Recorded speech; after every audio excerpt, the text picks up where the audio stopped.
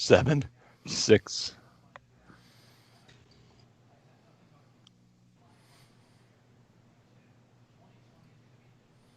Welcome to Life in the Fast Lane, your weekly NASCAR handicapping show. I'm your host, Steve Merril, and we are live Wednesday, as always, at our normal time, 2 p.m. Eastern, and it is Wednesday, July 22nd, and we have a race tomorrow night, July 23rd, a rare Thursday night race. So it's a great time to be joining us live as we do this show live every Wednesday. But, of course, if you missed it, you can always catch it on YouTube, WagerTalk TV, numerous other spots as well. And we might have a short week here, but it's a lot of great information to look at because it's the third straight 1.5-mile cookie cutter track, third race in a row. We, of course, had Kentucky a couple Sundays ago, a huge upset winner there with Cole Custer over 200-1. We came right back with another big upset winner this past Sunday, Austin Dillon around that 80-1 range. He pulled off the win. Tyler Reddick, a second-place finish, his teammate. Will it happen again at Kansas, another cookie cutter track where upsets normally don't happen? We're going to find out here on this show. I'm joined by two expert NASCAR handicappers, as always, Rocky Atkinson from sportsmemo.com and Andy Lang from WagerTalk.com. I'll throw it to you first, Rocky. How'd you do this past weekend? What were your thoughts at Texas, and how does that translate once again to Kansas, another 1.5-miler? Coming off a loss this past week with my premium pick, I only had one play. It was a regular play. Had Jimmy Johnson -115 over Clint Boyer. Johnson had twice the car Boyer had. I mean, he was actually one of the fastest cars out there. He got loose, hit the wall by himself. My free play did cash with Kurt Busch -130 over Bowman. 74 and 41, 64% last 3 years, all NASCAR picks. As far as Texas goes, it started out kind of boring again. But then it got exciting near the end of the race. Ryan Blaney won stage 1, and he won stage 2. He had a fast car the entire race, but he ended up finishing 7th. Austin Dillon won the race for his third Cup career win. Richard Childress Racing actually finished first and second as a rookie driver. Tyler Reddick finished right behind Dillon in second place. Very surprising results, in my opinion. I think you just mentioned Dillon was 80-1 odds to win it. I liked Harvick to win, but he had to settle for a top 5 finish, finishing 5th. On the show last week, they didn't have matchups out, so we had some play against drivers. It said play on Harvick in certain situations. The books came out with the lines, and all the lines were high on all the Harvick matchups again. The one I liked most was probably Harvick over Hamlin. It came out at -175. My cutoff is -150, so I had to just avoid that one. Overall, disappointing day for me, but hopefully we learned something from it. Johnson would have beat him. He had the faster car, and we'll bounce back this week for sure. Yeah, Johnson actually had the third fastest lap in the race. If you're looking at fastest laps, he actually turned the third fastest lap of the entire race at one point. So he had a fast car.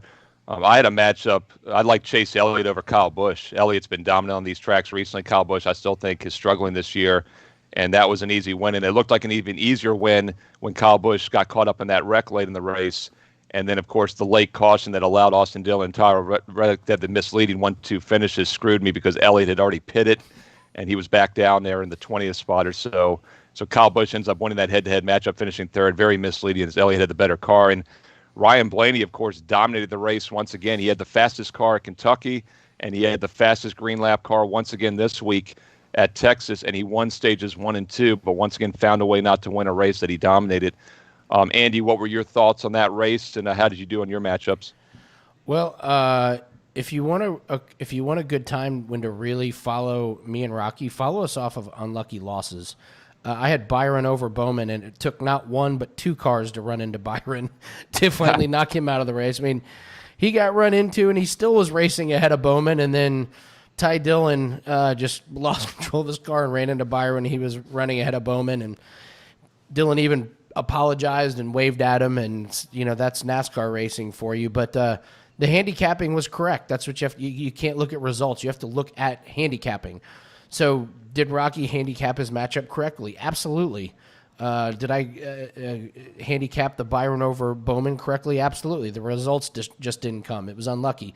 Those will even out. I've had a couple bad weeks with some of these unlucky losses, and those are the best times to come back strong. It's a bounce back because those don't last forever. So if you're looking to jump aboard picks, coming off of losses is good. I think too many times people look at, you'll see handicappers and they'll say, I'm 17-2 in my last 19.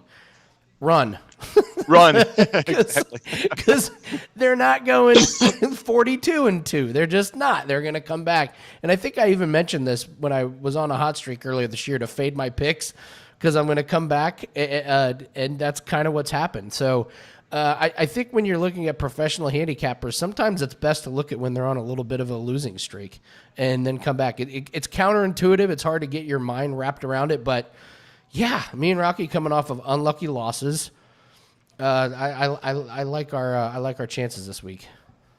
Well, and a good point there too, Andy, is you guys handicapped it correctly. That's what's important, because we're in this for the long run. We're taking a long-term investment approach, and I've always said I'd rather lose a pick that I had handicapped correctly than get a lucky win. And most amateurs will be, oh, whatever, I want to win.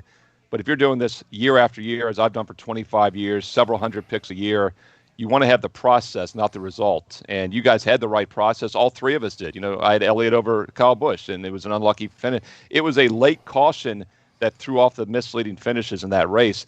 That's the bad news. The good news is that we have the exact same type of track here 4 days later, and hopefully we'll get some value because of that. The one thing I love as a handicapper, whether it be football, basketball, NASCAR, is I look for misleading results. In football, I like to look for turnovers when a team has a lot of fumbles, something misleading. Pro basketball, college basketball team shoots lights out from three-point range or the free throw line, and another team doesn't. It's misleading because that does return to the norm. Same thing here in NASCAR, and I've been riding Ryan Blaney for several weeks now.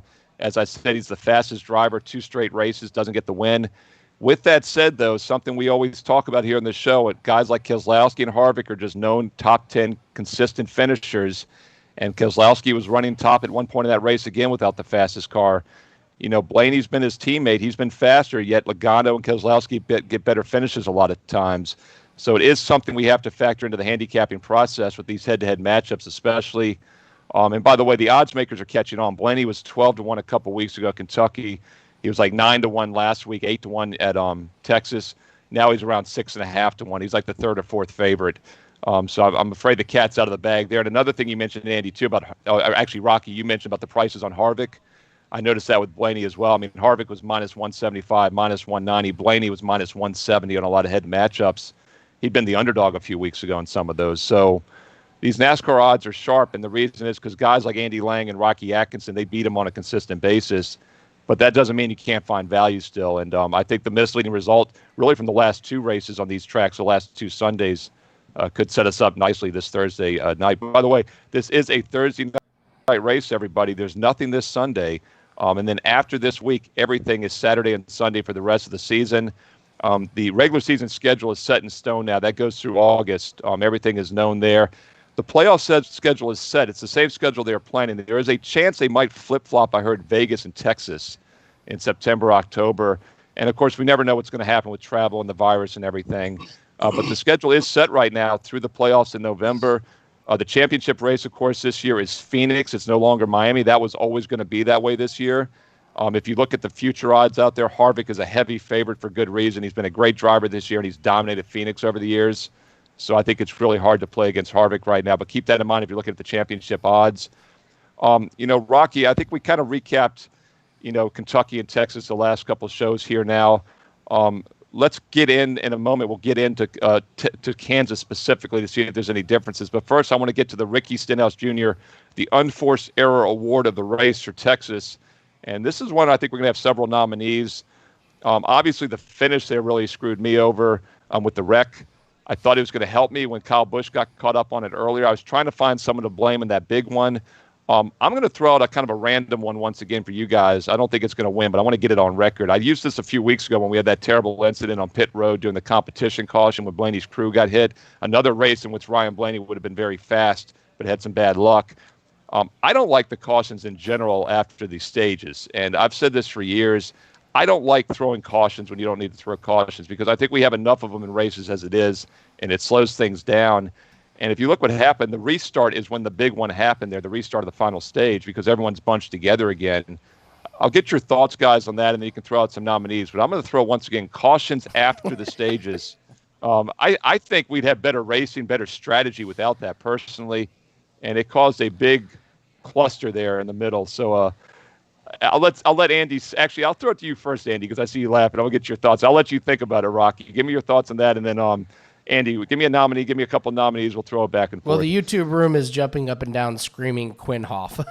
So yeah. So, but I have to throw out some nominees. And well, first off, we have Eric Almirola's brakes before the race even starts. Yeah. He's got so nice setup. I actually have Eric Almirola getting penalized for coming onto the track too soon. Except there's no line or like marker or like NASCAR is just like, that looked early to me. Like they don't have like anything tangible to blending. It was they just were like, yeah, it looked early to me. What are you gonna do? Send him back to the pits? Like there's nothing clear cut. It was a classic NASCAR just flying by the seat of their pants. I couldn't believe that they penalized him for that. I mean, I never even really thought about it, to be honest. It wasn't like he flew onto the track and ran into somebody or cut somebody off. So, and then you hear all the other NASCAR guys talking about, like, don't go onto the track too early. They're going to get you. So, but there's just no line. There's no marker. They're just making up rules. And Andy, by the way, Harvick, his teammate, technically went on too early right after that, but he was farther up. But he also didn't wait till that line. That was the big takeaway for me on that. Just a ridiculous one. I have one more big one. Rocky, do you have any more? I got to go with Jimmy Johnson. I mean, I always like with the Ricky Stenhouse Jr. Award. If it affects me, it a little bit more serious, so I'm going Johnson here. Had an extremely fast race car. He started 20th, but was in 10th place 9 laps into the race. He hit the pits for the competition caution, had too many men over the wall, had to go to the back of the pack. He climbed all the way back to 10th when he pitted on lap 87. On lap 117, he gets into the wall, causes a lot of damage, came in, too many men over the wall again. But this time it was under the damaged vehicle policy, which automatically put him 2 laps down as a NASCAR official wouldn't let him out of the pit, standing right in front of his car. He ended up finishing 26, 12 laps down. Just a fantastic car. Just a tough race for him, though, and finish. All right. Yeah, I mean, with Quinn Hugh, however you want to pronounce it, I mean, you like to give it to guys like that, but like Rocky said, Johnson once again turned the 3rd fastest lap of the race at one point. So, yeah, to finish 12 laps down is pretty ridiculous. I'm torn, guys. I think these are some great nominees. One more. I mean, throw another one out. Give me another one. This was the obvious one. So, in the NASCARs, they have a reserve fuel, so you can run it low and then you flip a switch. When you start, Truex. Yeah, so Truex is running low on fuel. They tell him just flip the switch. He runs out of gas and he's like, "Oh, the switch was on." So they set up the car with his reserve fuel with the switch on. He runs out of gas, burns up all the fuel. I thought that was the funniest one. To me, that was a laugh out loud moment when the announcers came over and explained what happened. Truex accidentally running with his with his fuel reserve switch on, burning up all the fuel. That was my favorite. Yeah, and what's interesting about that too, Andy, is that he had in one of the races, I think it was either Atlanta or Homestead, he had the fastest car, the fastest green flag speed. Last week at Kentucky, he was 2nd fastest overall and almost won the race. Of course, was 2nd on the restart at the final there. He was only the 30th fastest car this week, and the reason, of course, he got caught up in that crash that we talked about. You have to wonder if his track position would have been better on that restart had all of this not happened. So, it very well might have cost him a chance to win the race. So, yeah, Johnson, Truex, these are guys that had winning cars that found a way to really screw things up. And Almirola's been maybe the fastest driver on the circuit the last month or so. I probably lean towards Almirola, guys, just because you really had two good reasons there with the brakes and then, of course, the blending penalty. But I'll leave it up to the listeners and the viewers and you guys as well. What do you think? Oh man, see, I was going to vote for Truex, and I know Rocky's going to vote for Jimmy. We may have to take I would some say votes on Truex would be YouTube. my second. Well, and also, Truex would probably be second. well, also don't forget, this is the same Truex that 2 weeks ago won this award because they quit the race and it turned out to be just a spark plug. So just really good engineering going on that team. So you've got the list there, Andy. So Truex has already won, correct? Yeah, Truex has won. Jimmy Johnson has not. Almirola was involved with one, but hasn't actually won. So I say we leave it up to the YouTubers. So yeah, I do too, because I think Johnson and Almirola are both solid candidates. So Tom Hart's got Johnson voting. We're going to keep it open here, guys. Let's get into Kansas here. Let's see who else you guys are looking at. All right, we got two Johnsons. Johnson's in the lead there, Rocky. He might be running away with this, unless he gets a pit penalty. We'll have to see how this plays out. He might get held up again in the pits. So, Almirola, Jesse T's got Almirola. It's starting it's narrowing down. Good stuff. We'll keep it open here, guys. Okay. Viewers, keep chiming in here. We got time to go. First, a reminder to all the viewers out there and all the listeners, as always, you can get some fantastic offers right now on not only NASCAR, but baseball starts this weekend. Basketball, hockey starts next week. Golf is here as well. I mean, Andy's already a two-sport threat even during the shutdown here with golf and NASCAR. Rocky will very soon be a two-sport threat as of this weekend with baseball and NASCAR. Rocky's at sportsmemo.com. Andy is at WagerTalk.com. WagerTalk.com for their best bets each and every day. And, of course, this race is Thursday night this week, Thursday night in Kansas. Rocky, I have a feeling we're going to be talking about the same guys we've talked about the last 2 weeks on the show. We had Kentucky, and then we had Texas, both 1.5 mile super speedway cookie cutters. Kansas looks pretty similar to me. Do you see any differences at this track? Any different usual suspects that you're looking at? Very similar track to the previous two races here. So looking at the same guys pretty much. One I got listed first is Kevin Harvick. I know that's not a shocker, but Harvick has 3 wins here, 8 top 5 finishes, 15 top 10 finishes, and 28 races here in Kansas. His average finish is 9.8 at this track, extremely good.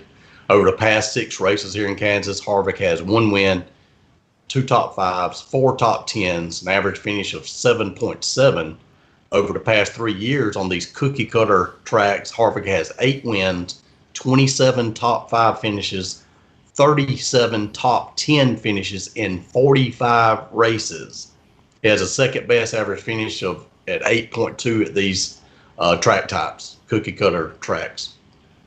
Looking at Harvick. Yeah, and it's hard to disagree with that. And then on top of that, he hasn't won the last 2 weeks. I love that aspect. It almost seems too easy at times, and we always kid you all year when you're riding Harvick, and you've made a lot of money doing so.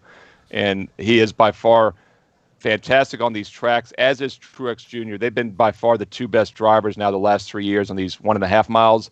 But as we've seen this year, and as we saw this past week, Truex has been very inconsistent at times this year. Harvick is an automatic top 10, almost an automatic top 5. In fact, if you look at the future odds last week on the race, for top 3 odds, he was the only guy that was minus money. So the odds makers were basically pricing in that he was more than a 50% chance of being a top 3 car before the race even started. And with the competitive field of NASCAR nowadays, that's incredible. Now, of course, that wasn't the case, but he was winning on the restart 2 weekends ago when Cole Custer got the win, his teammate, by the way. Almirola, we've been talking about, has been as fast as anybody recently, another teammate of Harvick. So not only is he great, but his team is great now as well. Andy, I'm sure you don't disagree with Harvick. Who else are you looking at Kansas? I'm going to look at the last 4 races at Kansas. This guy loves this track. Second best average finish with a 5.3, and that's Eric Jones. I think this might be his favorite track. He's really consistent here. It's been his enemy this year. It hasn't been car setup. It hasn't been driving. It's just been consistency. And we saw it last week. He kept his car clean. He had a good setup. He finished 6th, right behind Harvick and Kyle Busch. That's a great finish. He finished ahead of Blaney, even though that's a little deceiving. But this guy, the results are going to come. And you got a track that he loves, and he's shown over the last 4 times here that it's no fluke his good finishes. So I'll be looking at Eric Jones in some possible matchups and definitely my DraftKings lineups. Yeah, I mean, my 2 sleeper drivers all year have been Eric Jones and Ryan Blaney. And as I said earlier in the show, the odds makers have caught up to how good Blaney's been this year. We still get value with Jones because he, just like Blaney, unfortunately finds ways to have bad races. Almirola, Blaney, and Jones have been sneaky fast for several months now, but all 3 do find ways to kind of finish worse than they should. And it's not just bad luck anymore. These guys are inconsistent. A guy like Jones, I love on the outright win odds every week because I think he can win a race at any time. The head-to-head matchups, what's nice about Jones, though, is you're getting him in the lower-tier matchups. So although he's inconsistent, you're not getting him against Hamlin or Truex or those big boys like you do with Blaney or Chase Elliott, which makes those tough. So, yeah, Jones is great on these tracks. And we keep talking about Kyle Busch. Is he going to turn it on? Is he going to turn it on? Kyle Busch is usually priced as like the 3rd favorite every week in these races. You can make an argument right now. He's not even the 3rd best driver in his own team. I mean, I really think right now Jones has been faster. But Kyle Busch finishes ahead of all of them last week because he's a savvy veteran like Harvick and Keselowski. But, yeah, Jones is fast. And he's my new Blaney because Blaney doesn't have any value anymore. And Jones is my new Blaney, like we were going with that. Yeah, and it amazes me, Andy, all these races we've been looking at the last couple months. I mean, Jones pops as one of the top 2 or 3 drivers on several of these tracks. And I keep thinking, I don't remember him being that good the last couple of years on these tracks. So we'll see if it translates over. Rocky, what are you thinking? I have a feeling maybe you've got a Gibbs driver you're probably looking at. Yeah, but I'm going to mention, I got a Hendrick driver first I want to mention. No, throw him out. Yeah, throw him out. This guy here, I haven't mentioned him a lot this year, actually. He hadn't been in my top 3 maybe at all. I'm not sure. But Chase Elliott. I'm looking at Chase Elliott this weekend or tomorrow. Elliott has 1 win, 4 top 5 finishes, 5 top 10 finishes in 8 races here in Kansas. Average finish 11.5 at this track. He has 1 win, 4 top 5s, 4 top 10s to pass 6 races here in Kansas. Solid average finish of 8.7. So I'm going to be looking at Elliott in some head-to-head matchups. Yeah, I like Elliott. I mean, Blaney and Elliott have been the 2 I've liked a lot this year on these tracks, but unfortunately, Elliott can be inconsistent at times as well. As I mentioned earlier, the one I really liked this past weekend was Elliott over Kyle Busch. Elliott's been faster on these tracks. In fact, if you look at average green flag speed on all races this year, except the Daytona Talladega races, all other tracks, Chase Elliott has technically been the fastest car on the circuit this year in all races. Not so much over the last 5 or so. In fact, the last 5 races, or last 6, I think, Almirola number 1, green flag speed, the last 6 races. But Chase Elliott number 1 for the whole season. And we've seen, back in Charlotte, we saw him lose a race, the 600 he should have won. He came back and won the next one. We saw him win the All-Star race this past Wednesday.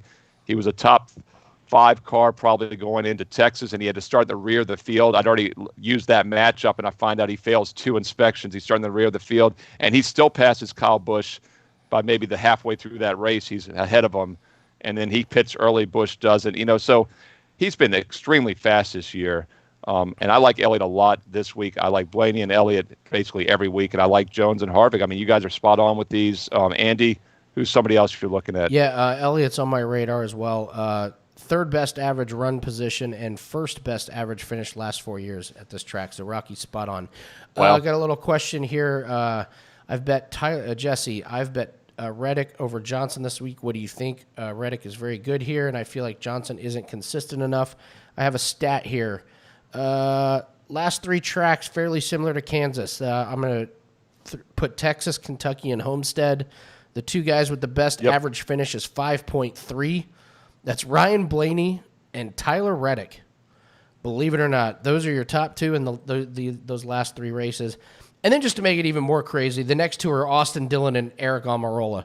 If you'd have told me there'd be a span on these cookie cutters where the top 4 is Blaney, Reddick, Dillon, Almirola over 3 races, wouldn't have believed that. But yeah, Reddick's been great. I can't make a case this week on Jimmy Johnson because he keeps running into these problems, and Reddick does the opposite. He seems to run into opportunity. So I can't bet against Tyler Reddick. I think that's a solid bet, Jesse. I think you're on. I think you're onto something there.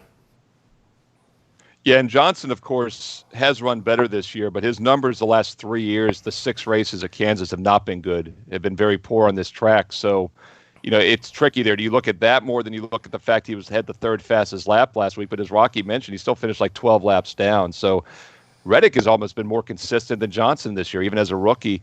And by the way, guys, he does have one start here. Last May of 2019, he ran it was like the 31 car, I think, for Richard Childress.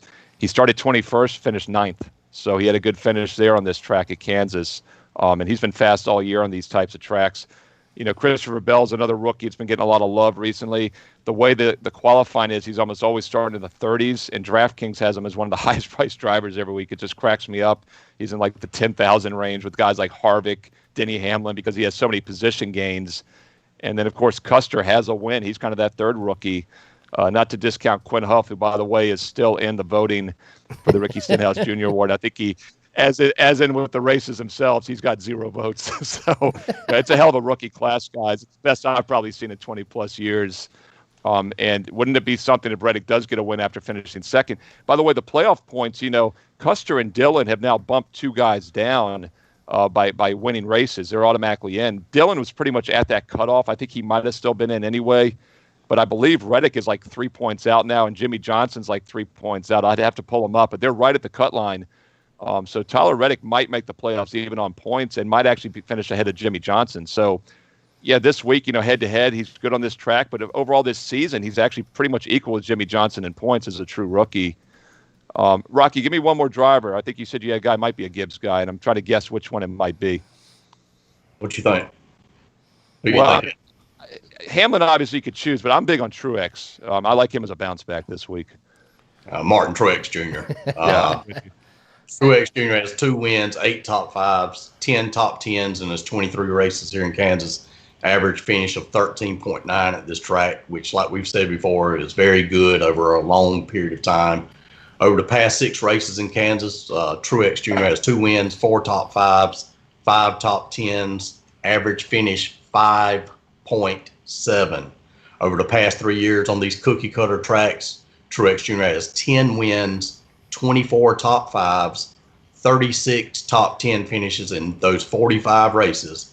He has the best average finish at 7.1 on those track types during that time period. Yeah, I mentioned how he had only the 30th fastest green flag run this past weekend. Keep in mind, he was second fastest the week before Kentucky, and he was he was first, number 1 at Atlanta. Andy, you mentioned Homestead's a 1.5 miles, and then a couple weeks before that we had Atlanta, which is a very fast 1.5 miles, but is also a 1.5 miler. Truex has been first and second on 2 of the last 4.5 miles. So I love the fact he's coming off a bad run this past weekend, and he's second only to Kevin Harvick the last 3 years in all of these 1.5 miles as the second best driver after Harvick. So yeah, I like Truex this week. I like Blaney once again. Blaney worries me because it seems too obvious. He's been the fastest driver the last 2 weeks, but then again, he's had bad finishes still, so maybe it's not too obvious. But Truex has been fast, and he's off a bad run, so I really like him this week. Andy, who else are you looking at? Can be a long shot, a favorite, anybody else on your radar? Jeez, man. I mean, Truex. Like, are they going to get it together? I know it's a concern. Yeah, I mean, we know he's fast. It's just they keep stubbing their toe and running out of gas. Let's see. No, they had too much gas. Yeah, yeah. A guy that I think's been running good. He's had some finishes that reflected how good he was, and then a couple that didn't reflect how good he was. That's Matt DiBenedetto.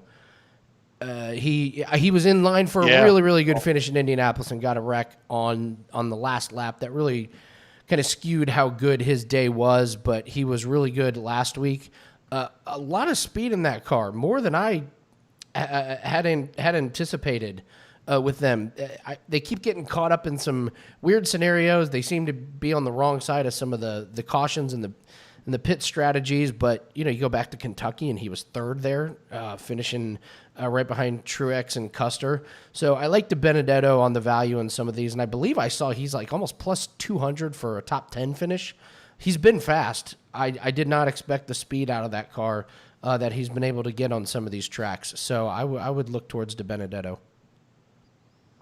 Yeah, I like that a lot. In fact, he was my sleeper for this race, and I don't even feel like he's a sleeper because he's been almost consistently top 10 every race this year, but he doesn't seem to quite do any better than that. So, yeah, 2-1 to top 10 odds, Andy, might be the best way to play that. Although I think a sprinkle on him as a long shot is worth a look because he's going to be in the running. And if you look back a couple weeks ago, he was the 8th fastest car at Kentucky. Guess what? Second fastest green flag speeds at Homestead. Second fastest in that entire race. And as you mentioned, that translates to another mile and a half or here at Kansas. So, yeah, I like the Benedetto a lot. And he is definitely flying under the radar because anybody that makes the mistake of looking at past histories only with him are really doing a disservice because he's on the 21 Wood Brothers car now. This is the car Ryan Blaney used to run, don't forget, back when he started a few years back.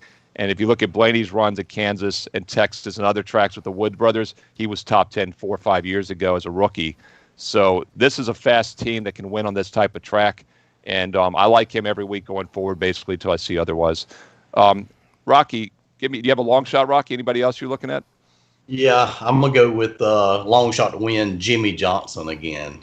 And Johnson has 3 wins, 9 top 5 finishes, 19 top 10s, and 27 races here in Kansas. Average finish is 10.3 at this track. Over 27 races is very good.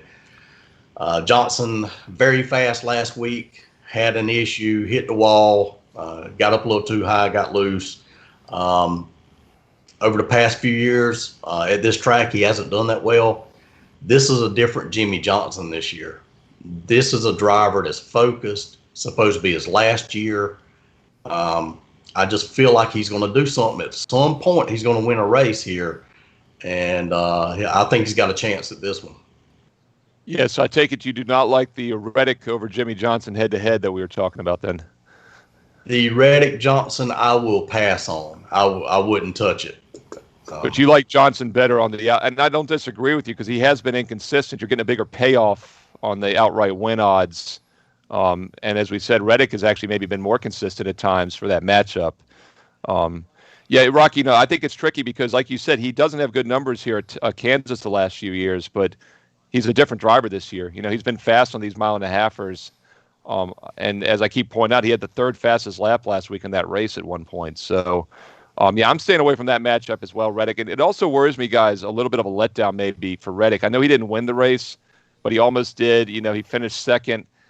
I don't know. I get the feeling, especially on a short week. Don't forget, these guys only had 3 days off, and now they're on again Thursday. Just got to wonder what Dillon has left to spell. I'd be very cautious, by the way, with Austin Dillon this week for that reason. This guy just clinched the playoffs, and now he has a 3-day gap between he turns around, goes to another track where he doesn't even have to win anymore. I might actually look to fade Dillon this week in some matchups, although he's been a kind of a top 10, top 15 driver on these type of tracks. I could see him having an off race. Andy, what are your thoughts on anybody else? Any other thoughts on Kansas looking forward? Yeah, there was a guy that we liked coming out. Remember, we had that stretch of 2 Poconos and 1 Indianapolis. 3 big, flat, long tracks. And then we talked about Matt Kenseth. And, maybe we found something with Matt Kenseth. Maybe his team is coming along. He said he likes his car set up better and different than Kyle Larson. And maybe they found something. No. So we're back on these mile-and-a-half, and he's just been awful. Kenseth has shown me nothing. You hardly ever see him unless he's trying to race for the lucky dog, to be honest with you. So it's kind of the only time we get footage of Matt Kenseth. Where was he last? You got to scroll. Yeah, 18th and 25th since we come out of those. So I think if you're looking, this is where you have to look at the kind of tracks that they race on. You can't just look at results. You have to take all the little nuances into account. Why did they finish bad? Why were they running good? And it looks like, and to expand on this, there's no more, they're not going to be practicing or qualifying for the rest of the year. They announced it. So it's not like these teams that struggle on certain tracks are going to have all kinds of time to get your car dialed in. You have to do this during the race. So I actually think that could help us. Matt Kenseth has struggled. I don't see why I would ever be betting on Matt Kenseth. If I get a juicy matchup, I'm going to be betting against him because he's proven since the restart he cannot do these mile-and-a-halfs at a very competitive level. And maybe the books are looking at Indianapolis and Pocono saying, well, a couple of good finishes there. Maybe there's something to it. But, when we look at what kinds of tracks, he's shown us nothing on these mile and a halves. The last 2 races have been really bad for him. So hoping to find a good matchup with him. Yeah, if you look at the green flag averages, it jumps out to me. Kansas was 5th, 14th, and 16th on those 3 big flat tracks, Pocono and Indianapolis. He was 16th, 14th, and 5th at Indy. He's been 21st and 23rd the last 2 weeks. He was 27th at Homestead, 19th at Atlanta. So you're exactly right. His numbers were much better on the flat tracks, and maybe we get some value fading him. By the way, some people in the chat room talking about the Benedetto over Christopher Bell in the head-to-head matchups. Bell is always risky, but he was 22nd fastest at Texas, 22nd fastest at Kentucky. Very mediocre, 13th and 18th at Homestead in Atlanta. So barely top 20 speeds, whereas the Benedetto's been much faster on all those tracks. So at a pick-em price, I do like the Benedetto over Bell in that head-to-head matchup. And you're almost guaranteed to get a better starting spot as well because Bell, once again, is lower in the points. So, yeah, I like that matchup, and I'd be surprised if the Benedetto doesn't go off at heavier minus money by Thursday, although it's a Thursday race. Not as much time for these lines to jump around, so could find some value this week.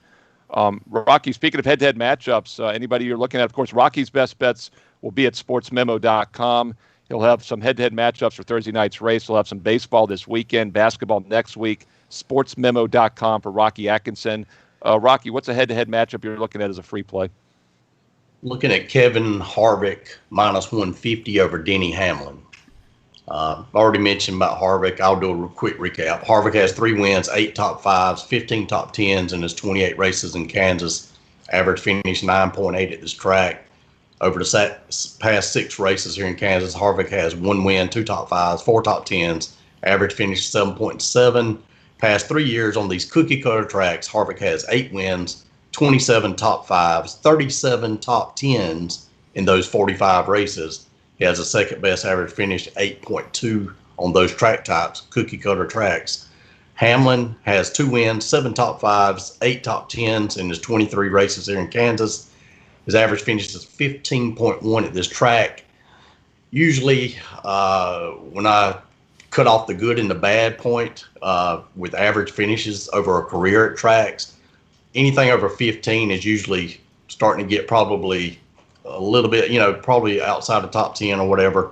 Harvick's just way better. Hamlin has led 227 laps here at this track compared to Harvick's 855 laps here in Kansas. So I'm going to play Harvick over Hamlin. Yeah, and by the way, Hamlin, 3 top 5s the last 3 years, 6 races here. He's been top 5 3 times, Harvick only twice. Yet Harvick has the best average finish, the best average driver rating. It just shows how inconsistent Hamlin can be at times. I'm not big on Hamlin on these types of tracks as well. He's obviously been very strong this year. But if you look once again at those green flag speeds, he was second at both Pocono races and second at Indy. 2-2-2. The last 2 weeks on the mile and a halves, 20th and 13th. So he's definitely dropped off getting back on these mile and a half super speedways where Harvick is pretty much an automatic top 5 guy. So, yeah, it's hard to go against Harvick in any matchup this week. And I think Hamlin, once again, is second or third on his own team right now. I like Truex the most on that team, as you mentioned as well, Rocky. Andy, what's the head-to-head that you're looking at? Of course, Andy Lang's picks will be at WagerTalk.com. He doesn't only do NASCAR, he does golf as well. He specializes in golf and NASCAR, 2 under-the-radar sports, which means you find a lot of value and some good money-making opportunities. Andy at WagerTalk.com. Andy Lang, what you looking at? All right. You're going to have to follow me on this one. It took me a while to decipher this one. We talked about it a long time ago, and then we kind of brushed over it. The prop about someone winning both Stage 1 and Stage 2 hit again this week. So it's hit a bunch. But why? So I went back and looked. Here's when this prop has hit it, 6-1. At Texas, Ryan Blaney hit it. At Homestead, Hamlin hit it. At Atlanta, Truex hit it. The second Charlotte race, nobody hit it, but Logano finished first in Stage 1 and third in Stage 2. The first Charlotte race, Alex Bowman hit it. And the second Darlington race, Clint Boyer hit it. So if you take out Talladega, Pocono, Indy, Bristol, and Martinsville, and you just do these mile and a halves, the prop for someone to win Stage 1 and 2 has hit 5 out of the last 6 races. Here's my case why this isn't a point, or why this isn't a fluke. They don't get practice and they don't get qualifying. What have we seen? one car nails their setup, and there's not enough pit stops and there's not enough cautions for other cars to make the adjustments, and one car gets out in front and leads enough laps, and the pit strategy is too hard to jump over a lot of people, especially when you got that one car that nails the setup. I think this is a direct result of no practice time, and and if you notice, it's somebody different every time. Every time it's been somebody different, and it's because they're kind of they're hoping that they get the setup right. Like, we hope we nailed it right off the back. I think there's value on playing on the 1.5 miles moving forward. Someone to win both stage 1 and 2 for the rest of the year. I am going to sprinkle a little money on that at 6-1. Yeah, and as, of course, there's very few books out there. I don't know if we can name too many books or not, but DraftKings, of course, is the one that has it, as you know. And they take the no at minus 1250. And it's every week that I've looked, Andy, it's 6-1 yes, minus 1250 no. And you just nailed it. I mean, it should be almost minus money on these 1.5 milers. I mean, it's said 5 out of 6 times, and it's, that's 83%. I mean, that's the equivalent of like minus 500. That's minus 500. You're getting to plus 600. And you're exactly right. And I love the fact that it's been somewhat different every time. I think that's what's fascinating. But we saw Blaney just run away with it. And the other reason, too, is on the 1.5 miles, the clean air up front makes a huge difference. It's a big track. It doesn't happen at Bristol and Martinsville because you're catching the lap traffic on half a turn if you're running away from everybody. The 1.5 mile tracks give you enough space to run without catching the back tail of the other lap. And, yeah, I mean, we'll see. It's just like the computer just sets it at 6-1, 6-1. How is that not going to start moving, especially that we're mentioning it on the show here? But, yeah, even at 5-1, 4-1, maybe even 3-1, there's value also, still. the short tracks with Bristol and Martinsville, there's going to be a lot of cautions. Too easy for someone to come in and take no tires or 2 tires. Right. Pocono and Indy, those tracks are huge. They're set up for pit strategy races. They're designed for everyone to be on different pit strategies. But these 1.5 miles, these crew chiefs are too smart. They know what the people behind them are going to do. I think you've seen a real switch in mentality with some of these crew chiefs that early on in the race, they're not necessarily looking at their car. They're looking at what's everyone behind us going to do. We got to stay up front. We need the clean air. So if we know everyone behind us is taking 2, we're going to take 2. So, that's my big value. I worked for a long time on that today. I'm very proud of it. Yeah, and what's amazing to me, too, guys, is that I think only once, and I don't know for sure, but I think maybe only one time in all those 5, Andy, did the guy win the race. Correct? Yeah, there's always chaos at the end of the race. And it's only about halfway through the race, because keep in mind the last stage is usually about twice as long as the first 2. So, yeah, and we saw that with Blaney. I mean, Blaney was dominating this past week, led both of them, led the most laps, and then, struggles because of a random caution once again 2 weeks in a row. The other good thing about this type of bet, Andy, also is it diversifies you a little bit because, if you have a guy like Blaney to win the race, you get screwed over. He should have won that race. He was the fastest car. You at least cash something on a non-correlated, pick somewhat with the guy you like without having to even know who the guy is. Because like you said, it's been a different driver every time, 5 of the last 6, and only one of those guys has won the race. Yet it keeps cashing. Just fantastic info there. And I'm sure anybody that can play on the books that have that odds, and not many books have it, unfortunately, and I bet after this week even less will have it. But we'll see what happens. And I'm not sure there's a lot of 1.5 miles left coming up. I know we got some road courses. We got Dover for 2 races. We got Michigan, which is a 2-miler. I think it probably works at Michigan as well. And if I'm not mistaken, guys, at Fontana back in the pre-lockdown, Bowman dominated that race. He very well might have won. Although, no, I don't think any driver had won all the stages this year until recently. So Bowman must not have won one of those 2 stages when he won that race.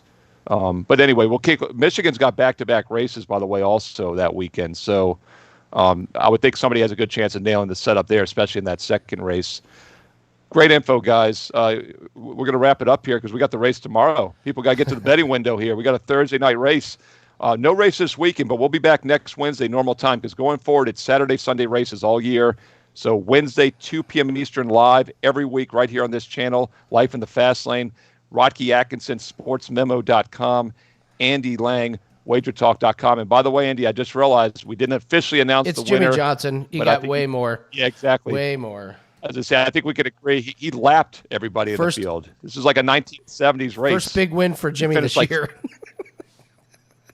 Rocky, the bad news is he finished 12 laps down last week. The good news is he won by 12 laps this week in the Ricky Stenhouse Award. And I think we can all agree that's much more important for Jimmy. His farewell season, I think it's very nice that he won it here in his farewell season.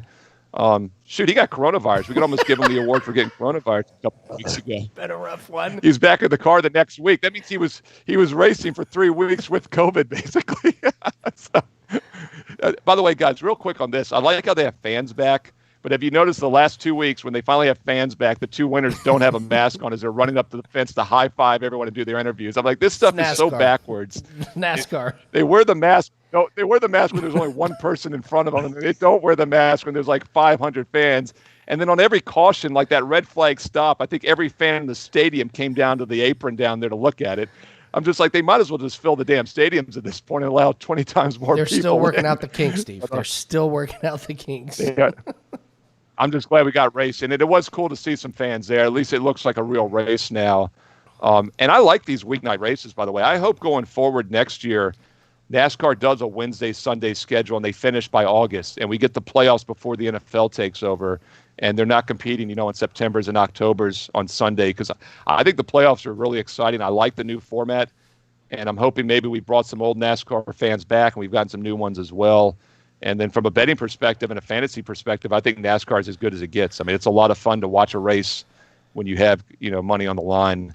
Once again, Rocky, sportsmemo.com, Andy, WagerTalk.com. Guys, any last thoughts? I think we got most of it in here for Yes, for I'm going to congratulate Jimmy Johnson on Twitter for winning the award this week. I'll tag you guys in it. So, yes, we're going to start our social media campaign for the Ricky Stenhouse Jr. Award.